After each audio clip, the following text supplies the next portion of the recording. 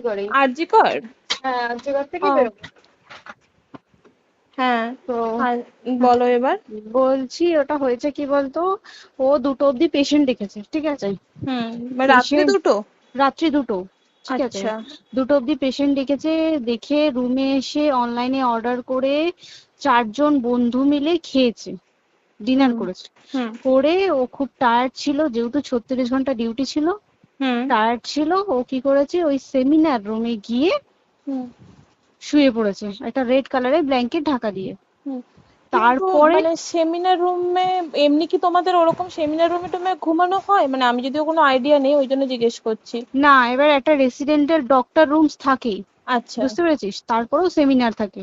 এবার হুম। সেমিনারে একটা বেড থাকে, আর আচ্ছা ডক্টরস রুমে 2টো 3টে, যেরকম বড় ঘর হবে সেরকম বেড পাতা থাকে। আচ্ছা আচ্ছা। মেনলি ডক্টরস রুমে শোয়ার কথা, ঠিক আছে। হুম হয়েছিল কি, ওকে বডিটা পাওয়া গেছে সেমিনার রুমে, হুম কিন্তু ঘুমাচ্ছিল ডক্টরস রুমে। যে হুম রুমটা তোর এখন ভাঙা হয়েছে, দেখেছিস রুমটা ভেঙেছে, একটা ভিডিও ঠিক দেখছিলাম। বাথরুমের পাশেই, হুম ঠিক আছে। মানে বাথরুমটাকে অজুহাত দিয়ে হুম ওই রুমের দেয়ালটা ভেঙে দিয়েছে। অ্যাকচুয়াল কাণ্ডটা ঘটেছে তোর ইয়েতে, ওই রুমটার ভেতরে, ডক্টর রুমে? ডক্টরস রুমে। ডক্টরস রুমে ঘটনাটা ঘটেছে, ওই বডিটাকে তো ডক্টর ধস্তাধস্তি। রুমে ওই দিন আর কেউ ছিল না, খালি মানে অনলি ওই দিদিটাই ঘুমোচ্ছিল? হ্যাঁ, এবার তোকে আমি বলি, অন কলে নিশ্চয়ই একজন থাকবে না, ওরা হুম জুনিয়র সিনিয়র মিলিয়ে থাকে। এমনকি থার্ড ইয়ার একজন থাকবে, সেকেন্ড ইয়ার একজন থাকবে, হুম প্লাস ফার্স্ট ইয়ারের ইন্টার্নশিপরা যারা থাকে তারা ইন্টার্নরা থাকে। হুম আর চেস্ট এমন একটা ওয়ার্ড হচ্ছে, কোভিড এর পর থেকে প্রায় হামেশাই সবার শ্বাসকষ্ট হচ্ছে, মানে আসছে মানেই শ্বাসকষ্ট হচ্ছে। হুম আর চেস্ট ওয়ার্ড আর চেস্ট মেডিসিন দুটোই হুম পাশাপাশি ওয়ার্ড, হুম ঠিক আছে। হুম। তো কেউ কি শুনতে পায়নি?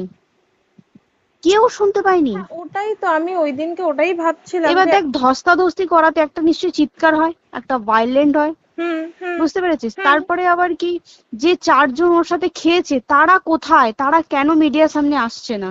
হুম। তাই ঠিকই তো, তো। তারা কেন আসছে না? তোমার ওই এক- দিন ডিউটি ছিল না রাতে? ওই দিনকে আমি নাইটে ডিউটি করছিলাম।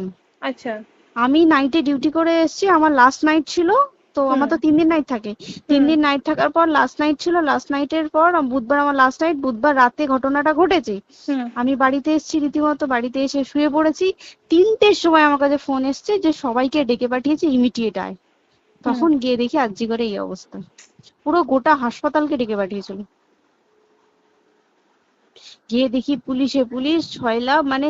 আর ওকে যেভাবে, আমি তো বডিটা দেখেছি রে, মানে আমাদের হুম। এখনো পর্যন্ত চোখ থেকে নামছে না। রীতিমতো মনে হচ্ছে মেয়েটা যেন আমাদের পাশে পাশে ঘুরছে, হুম একদম হুম হুম এরকম, মানে মানে অদৃশ্যমান, মানে আমরা এরকম ভাবতে পারছি না যে এরকম ভূত হুম থাকে বা একটা স্পিরিট থাকে বা কিছু। এখন আমরা বুঝতে পারছি না ওর আত্মাটা এখনো ঘুরছে আমাদের আশেপাশে। দেখ, ওর আমার তলাটায় নাকি, তো ওর থেকে ও থাকে 4তলায়, 4তলায় ঘটনাটা ঘটেছে, ঠিক 2টো ফ্লোর নিচেই আমি থাকি, আমার আচ্ছা। রুমটা, ঠিক আছে। কিন্তু তাও আতঙ্কে আমরা মানে একদম স্তব্ধ হয়ে গেছে আরজিগরটা। কিন্তু ব্যাপারটা হচ্ছে, তাহলে ডক্টর রুম থেকে ওকে সেমিনার রুমে নিয়ে যাওয়া হয়েছে? হ্যাঁ, অবশ্যই নিয়ে যাওয়া হয়েছে। এবার দেখ, নিয়ে যাওয়া হয়েছে, ওকে যেভাবে মারা হয়েছে, এটা একার পক্ষে সম্ভব অসম্ভব, না দিস একদম। Is a impossible. পুরোপুরি গ্যাং রেপ, গ্যাং রেপ ছাড়া কোনো কিছু নয়। আর শুধুমাত্র রেপ নয়, রেপ হলো, করলো, ছেড়ে দিল, ঠিক আছে, ওকে রীতিমতো মার্ডার করেছে। মানে মানে হিসেব মতো যা বুঝছি মানে তোমার কথাতে, হ্যাঁ, ওটা হচ্ছে ওর ওই বন্ধু বান্ধব মেবি ইয়েস, জড়িত। এক্স্যাক্টলি। হয় ওর বন্ধু বান্ধব কেউ, ঠিক আছে, মানে 4জনের মধ্যে কেউ, আইদার ওকে এমন কিছু করতে বলতে। দেখ, বড় বড় কোম্পানিতেও তো এরকম হয়, মানে হুম হয় তুমি আমার সাথে কম্প্রোমাইজ হুম করো, নয় হুম তুমি হুম চাকরি হুম ছেড়ে চলে হুম যাও, হুম হুম হুম হয় তো। হুম হুম। এ- এখানেও সেরকম কিছু একটা হয়েছে। যাকে যে ক্রাইম করেছে, সেও কিন্তু নর্মাল ডক্টর নয়, কিন্তু সেও একটা ভালো পোস্টে র্যাঙ্ক করছে, বুঝতে পেরেছিস। তবেই কিন্তু পুরো ব্যাপারটাকে হসপিটাল চেপে যেতে চাইছে, পুরো ব্যাপারটাকে। তাহলে এই সিভিক যে, ও কোথা থেকে আসছে? এবার তোকে আমি বলি ওটা কোথা থেকে আসছে। আমাদের প্রিন্সিপাল চেঞ্জ হয়ে গেছে, ডেপুটি সুপার চেঞ্জ হুম হয়ে গেছে, তারপরে আমাদের ওই অ্যাসিস্ট্যান্ট সুপার চেঞ্জ, সব চেঞ্জ হয়ে গেছে। হুম তারপরে যে ওয়ার্ডের ডাক্তাররা ছিল, সিস্টাররা ছিল, ওয়ার্ড বয়রা ছিল, মাসিরা ছিল, সবাইকে ডেকে এখন হুম সাসপেন্ড করা হয়েছে। হুম তারা কোথাও যেতে পারবে না, রোজ গিয়ে কোর্টে গিয়ে দেখা করছে। আজকেও কোর্টে গেছিল সবাই। হুম তারপরে উম, তারপরে তোমার তোর এগুলো হলো, তারপরে তোর কি বলে, আরে বল না, ওই সিবিআই এটা হয়েছে কি, মানে ও সেই সঞ্জয় রায় যে ধরা পড়েছে, হুম অ্যাকচুয়াল কিন্তু ও নেই, হুম ঠিক আছে? ওর এতটা ক্ষমতাই হয় না। ও অত রাত্রে কি করতে যাবে? হুম ও অত রাত্রে ওখানে কি করতে যাবে?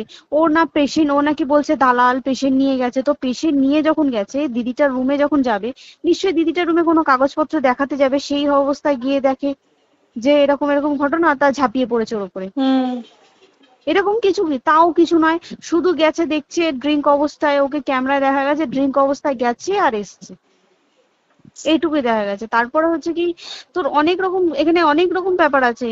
যে দিনকে ঘটনাটা ঘটে তার ঠিক দুদিন পরে ওই সেমিনার বাথরুমের অজুহাত দিয়ে ডক্টর যে রুমের হুম দেওয়ালটা আছে, ওই হুম দেওয়ালটা ভেঙে দিয়েছে। কেন? প্রথমে ওকে বললো সুসাইড করেছে, আমাদের যখন ফার্স্ট খবর আসে তখন সুসাইড করেছে। হুম তারপরে যখন হসপিটালে যাই তখন গিয়ে শুনছি নাকি না, সুসাইড করেনি, এটা রেপ করেছে, রেপ করে মার্ডার করা হয়েছে। হুম বুঝতে পারলি, এখানে বিশাল বড় একটা গেম চলছে।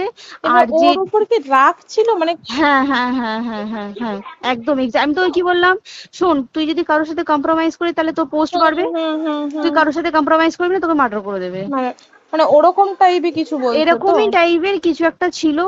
আয়দার খুব রাফ, মানে খুব রাগ, খুব মানে খুব ওর উপরে খুব ফ্রাস্ট্রেশন ছিল, যারই ছিল খুব ফ্রাস্ট্রেশন ছিল।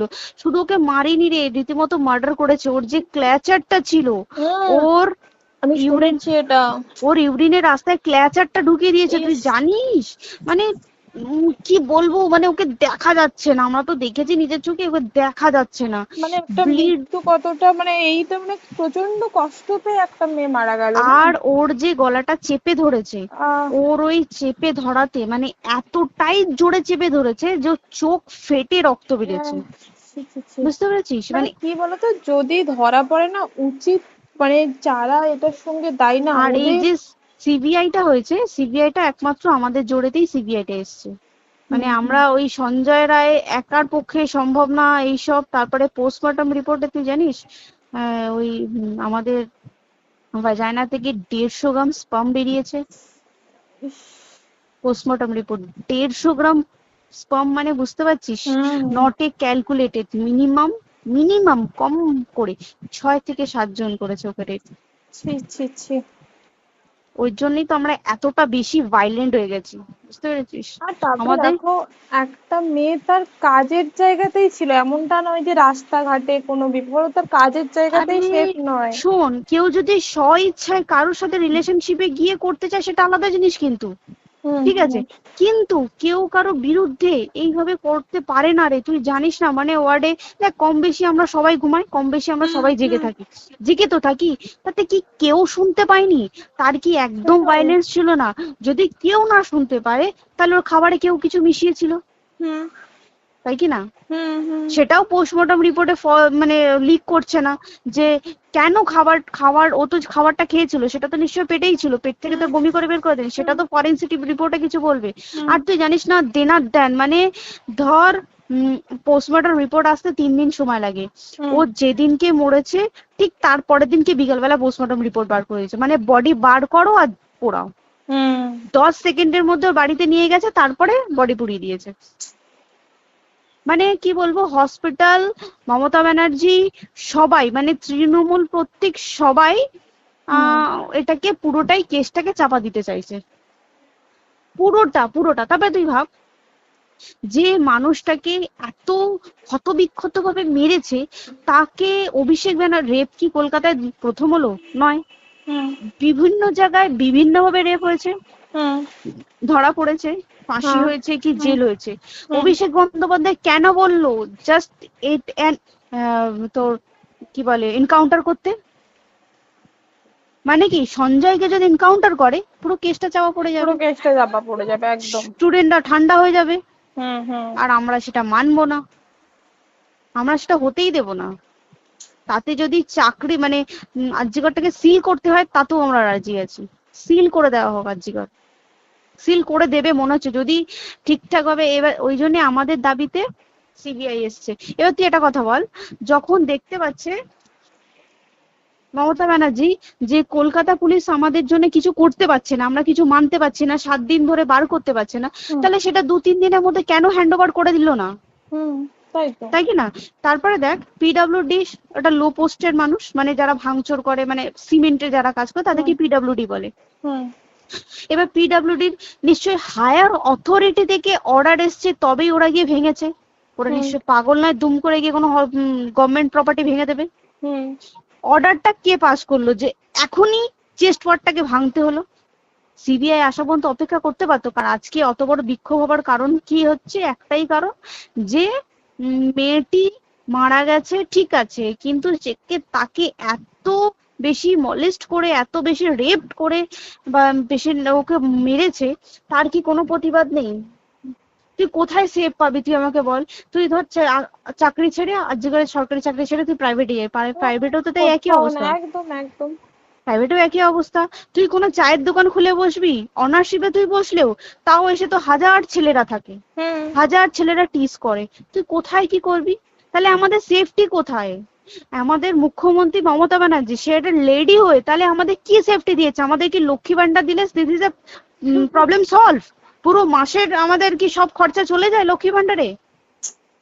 জানি না, আই ডোন্ট নো, মানে আমরা প্রচুর ক্ষেপে আছি, প্রচুর, মানে এর বিচার না চাওয়া পর্যন্ত তা তুই ঠিকই তো। ভেবে চল কি এটা সলভ হবে না।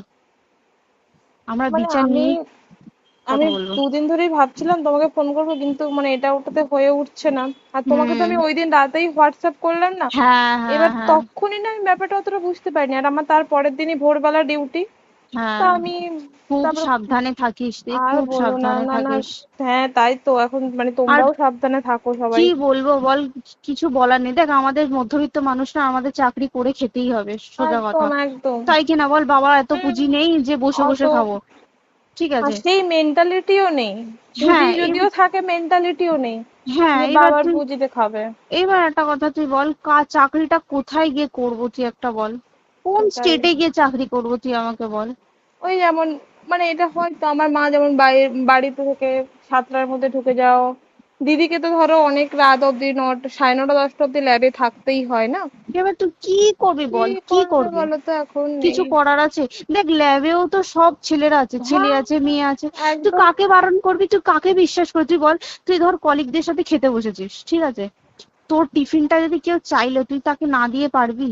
না, একদমই। আর কার মনে যে কি আছে সেটাই তো খুব কি বলবি সমস্যা। বল? এবার তুই বল, খাবারটা যে খাবি, তোর টিফিন কেউ চাইলো বা তোকে যদি কেউ বললো কে একটু একটু খা, যেমন আমরা শেয়ারে হয় স্কুলে হ্যাঁ, যেটা আমাদের আমাদেরও শিখে হয়, এসেছি, যেটা হ্যাঁ স্বাভাবিক, এটা সবারই এটা তো হয়। স্বাভাবিক। তুই বল তাতে যদি এরকম অবস্থা হয় তাহলে কি করবে মানুষ, তুই আমাকে বল? আজকেও তো তাই আমাদের দেখ না, 11টা থেকে আমাদের তোর ক্যান্ডেল দিয়ে হোয়াইট ড্রেস হুম। পরে সব শ্যামবাজারে একতা হবে। এখন আবার বৃষ্টি শুরু হয়েছে, কে জানে বৃষ্টি, কি প্রচুর বৃষ্টি শুরু হলো। কি হুম, হবে জানি না আমি। ঠিক আছে গো, টাটা। হ্যাঁ হুম চল টাটা। হুম হুম হুম। হুম হুম।